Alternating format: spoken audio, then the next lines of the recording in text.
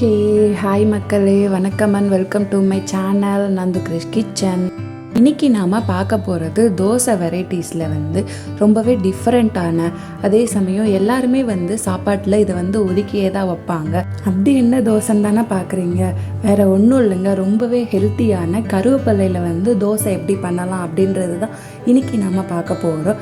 அதுக்கு முன்னாடி நீங்கள் இப்போ தான் நம்ம சேனலுக்கு ஃபஸ்ட் டைம் வரீங்கன்னா நம்ம சேனலை சப்ஸ்கிரைப் பண்ணிக்கோங்க. பக்கத்தில் இருக்கிற பெல் பட்டன் கிளிக் பண்ணி ஆல் ஆப்ஷன் செலக்ட் பண்ணிக்கோங்க. அப்போ தான் அடுத்தடுத்து நான் போடுற வீடியோ உங்களுக்கு இன்ஸ்டண்ட்டாக காட்டும்.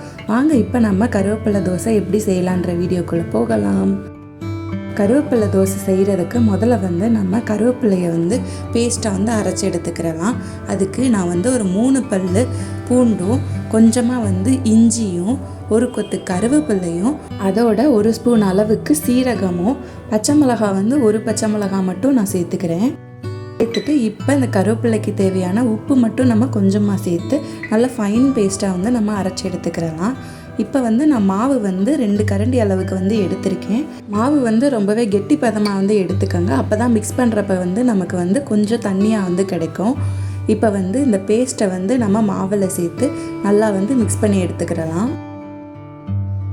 இப்போ பார்த்தீங்கன்னா இந்த அளவுக்கு நமக்கு மாவு கிடச்சிருக்கு. இப்போ அடுத்ததாக அடுப்பில் தோசைக்கல் வச்சு கல் சூடானதும் இப்போ நம்ம இந்த மாவை ஊற்றி நல்லா தோசை பதத்துக்கு தேய்ச்சி விட்டுக்கலாம். அடுத்ததாக நெய்யோ இல்லை சமையல் எண்ணெயோ 2 ஸ்பூன் அளவுக்கு நல்லா சுற்றியும் உள்ளேயும் நம்ம ஊற்றிக்கிடலாம். அடுத்து ஒரு 2 நிமிஷத்துக்கு அடுப்பை மீடியம் ஃப்ளேமில் வச்சு மூடி போட்டு நம்ம மூடி எடுத்தோம் அப்படின்னா ஒரு பக்கம் ரொம்பவே சூப்பராக வந்துருச்சு. இப்போ அடுத்த பக்கமும் அது திருப்பி விட்டுக்கிடலாம். அவ்வளோதாங்க, ஒரு 5 நிமிஷத்தில் ஈஸியாக ரொம்பவே ஹெல்த்தியாக நீங்கள் கருவேப்பிலை தோசை ரெடி பண்ணிடலாம். இது கருவேப்பிலை ஒதுக்குறவங்களுக்கு இந்த மாதிரி நீங்கள் கருவேப்பிலை தோசை செஞ்சு கொடுத்து பாருங்கள். டேஸ்ட்டு ரொம்பவே சூப்பராக இருந்துச்சு. நீங்களும் இந்த மாதிரி செஞ்சு பார்த்துட்டு உங்களுக்கு டேஸ்ட் எப்படி இருந்துச்சுன்னு மறக்காமல் கமெண்ட் பாக்ஸில் சொல்லிடுங்க.